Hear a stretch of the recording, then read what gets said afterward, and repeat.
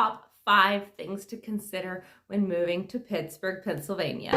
Hello everyone, my name is Susanna Hare and I'm a realtor in Pittsburgh, Pennsylvania for Coldwell Banker located in Shadyside.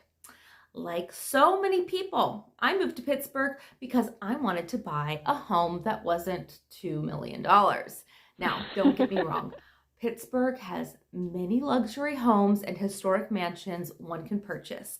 But if you are a first-time home buyer and are not in the luxury real estate market just yet, Pittsburgh is a wonderful option to choose to call home.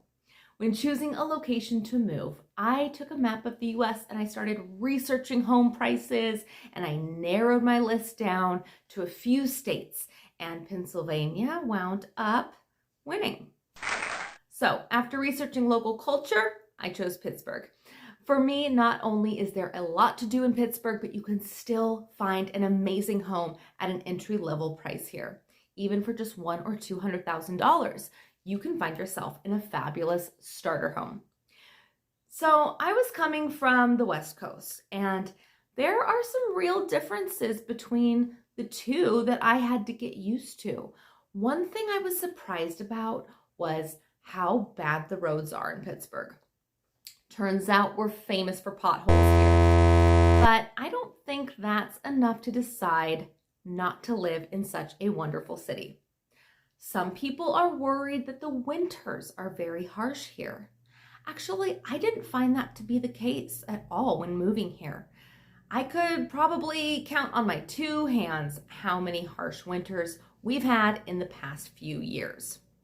Again, not something I think should deter a person from moving here. So what are some of the things that you need to consider? Well, the school systems aren't great. So if you have kids and are trying to find a house in a good school district because you're not going to do private schools, that is certainly something to consider. Unfortunately, the school systems are lower ranking in many neighborhoods in the Pittsburgh area, so that might be something to consider. But with the new big businesses coming to the city within the last few years, like Google, Microsoft, and even Hollywood, we might see some real education improve here in the coming years. Okay, so we've talked about winter, potholes, and school systems. Are there any other downfalls to this city? Well, when choosing where to live, you could wind up commuting each way about 30 minutes to an hour, but with proper planning, you might only have an 8 to 10 minute commute. So choosing a home close enough to your work is always something to think about. A huge benefit to life in Pittsburgh that I find is that it is incredibly dog friendly here. So if you have a dog like me, and that is some really good news, that there are tons of trails and parks here and even dog-friendly pubs to take your hound. So you don't have to worry about finding nice spaces for your dog. However, if you're from the West Coast and moving here, you'll have to keep in mind ticks.